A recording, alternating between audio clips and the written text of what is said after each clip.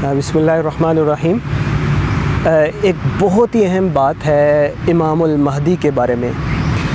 کہ ہم سب کا یہ خیال ہے کہ امام المہدی کی ایک خاص پرسنالٹی ہوگی، کوئی سر پر ٹربن باندھا ہوا ہوگا اور لمبا سا چوغا ہوگا اور کوئی اس طرح کی پرسنالٹی ہوگی۔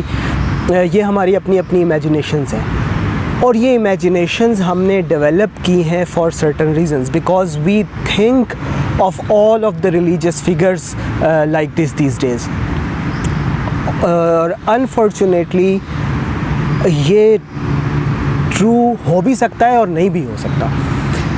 کیونکہ ہر دور میں اللہ تعالیٰ نے جو بھی انبیاء بھیجے ہیں وہ یا جو اپنے نمائندے بھیجے ہیں، یوں کہنا چاہیے، کیونکہ امام المہدی نبی تو نہیں ہوں گے، جسٹ ایک مسلم لیڈر ہوں گے، تو جو بھی اللہ تعالیٰ کی طرف سے نمائندے ہوتے تھے وہ اس دور کے جو انٹلیکچول کرنسی ہوتی تھی اس کے اندر گرپ رکھتے تھے، اس کے اندر ایڈوانسڈ ہوتے تھے، اس کے اندر اللہ تعالیٰ ان کو ایک سپیریورٹی دیتا تھا دوسروں سے اوپر۔ مثال کے طور پر حضرت موسیٰ علیہ السلام کے دور میں جادو کا بڑا زور تھا، اور فرعون نے جادو کے زور سے یہ پتہ لگا لیا تھا کہ ایک ایسا شخص پیدا ہوگا جو میری سلطنت کو لٹ دے گا۔ تو اللہ تعالیٰ نے حضرت موسیٰ علیہ السلام کو ید بیضا عطا فرمایا، اللہ تعالیٰ نے حضرت موسیٰ علیہ السلام کو ایک عصا عطا فرمایا کہ جو ان سب جادوگروں کے جادو کو کھا گیا۔ اسی طرح آپ آگے دیکھ لیں، پھر یہ چیز جو ہے وہ کلائمیکس کو پہنچی، تو اللہ تعالیٰ نے پھر حضرت موسیٰ علیہ السلام کو اتنا بڑا معجزہ دیا کہ وہ فرعون جو ہے وہ ایک معجزاتی طور پر اللہ تعالیٰ کی طرف سے رستہ بنا حضرت موسیٰ علیہ السلام اور ان کی قوم کے لیے، اور فرعون اسی رستے میں جہاں سے بنی اسرائیل آسانی سے نکل گئے، فرعون اسی میں ڈبو دیا گیا۔ نبی مکرم صلی اللہ علیہ وسلم کی اگر بات کریں تو مکہ معظمہ میں اس دور میں سب سے بڑی انٹلیکچول کرنسی جو تھی وہ فصاحت و بلاغت تھی۔ نبی مکرم صلی اللہ علیہ وسلم خود امی تھے، یعنی جن کو عرف عام میں لٹریٹ سمجھا جاتا تھا۔ اللہ تعالیٰ نے انہیں اتنا بڑا معجزہ قرآن حکیم کی صورت میں عطا فرمایا کہ جب خانہ کعبہ کے اوپر اس کو لٹکایا گیا تو سورۃ الکوثر جب نازل ہوئی تو اس کو خانہ کعبہ کے اوپر لٹکا دیا گیا کہ اس کا کوئی چیلنج ہے تو لے کر آئے سامنے، تو انا اعطیناک الکوثر فصل لربک وانحر ان شانئک هو الابتر۔ یہ 3 آیتیں وہاں پر لکھی ہوئی تھیں، اور کتنے عرصے تک وہ وہاں پر لٹکی رہی، کوئی اس کا مقابلہ توڑ نہیں لا سکا۔ آخر ایک بہت بڑے شاعر کا وہاں سے گزر ہوا، تو اس نے اس کی فصاحت و بلاغت اور صفائی اور